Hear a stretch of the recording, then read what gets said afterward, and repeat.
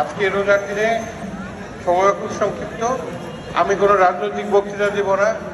আমি আসছি বাবলু ভাইয়ের ছোট ভাই হিসাবে আপনাদের সামনে। 1983 সাল 1984 সাল এই সময় বাবলু ভাই এবং আমার বাবা মরহুম ব্রিগেডিয়ার হান্নান শাহ ওনারা একসাথে এরশাদ বিরোধী আন্দোলন করেছেন এবং আমার বাবা সর্বপ্রধান সেনাপতি ছিলেন বাবলু ভাই। একদিক দিয়ে ছাত্র দলকে সংগঠন করা, আর দিক দিয়ে কীভাবে আন্দোলন করতে হয় তার সার্বিক যা কিছু করার দায়িত্ব ছিল বাবলু ভাই। আব্বা বাবলু ভাইকে প্রচন্ড বিশ্বাস করতেন, বাবলু ভাই আব্বাকে প্রচন্ড বিশ্বাস করতেন।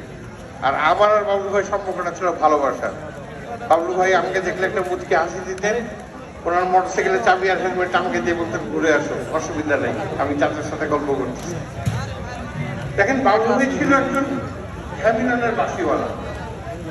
ওনার কথা শুনে হাজার হাজার ছাত্র মুক্ত হয়ে যেত। বাবলু ভাই নীল ভাই ওনারা যে ছাত্রদল সূচনা করেছিলেন, ওই ছাত্রদলের উপর ভিত্তি করে কিন্তু এখন কিন্তু বিএনপি ক্ষমতায় আছে।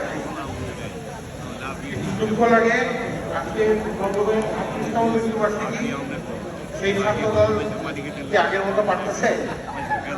এখন ছাত্র নেতারা রাজনীতি বাদ দিয়ে মৌলিক যে রাজনীতি, তারা যে নতুন ছাত্রদেরকে দলে টানবে, ছাত্রীদেরকে দলে টানবে, সেটা বাদ দিয়ে তারা এখন ব্যবসা বাণিজ্য নিয়ে ব্যস্ত। আজকের এই দিনে সবাইকে আমি অনুরোধ করব, 38 বছর পরে আমরা বাবলু ভাইকে মনে রাখতেছি, তার কারণ উনি এমন কিছু করেছিলেন যে উনি চিরস্মরণীয় হয়ে থাকবেন এবং উনি চিরস্মরণীয় আছেন। তাদের এই প্রচেষ্টা, তার সেই আত্মত্যাগ, তাকে খুন করা হয়েছিল, সোজাকারী এরশাদ তাকে খুন করে চিন্তা করে তারা চালিয়েছিল।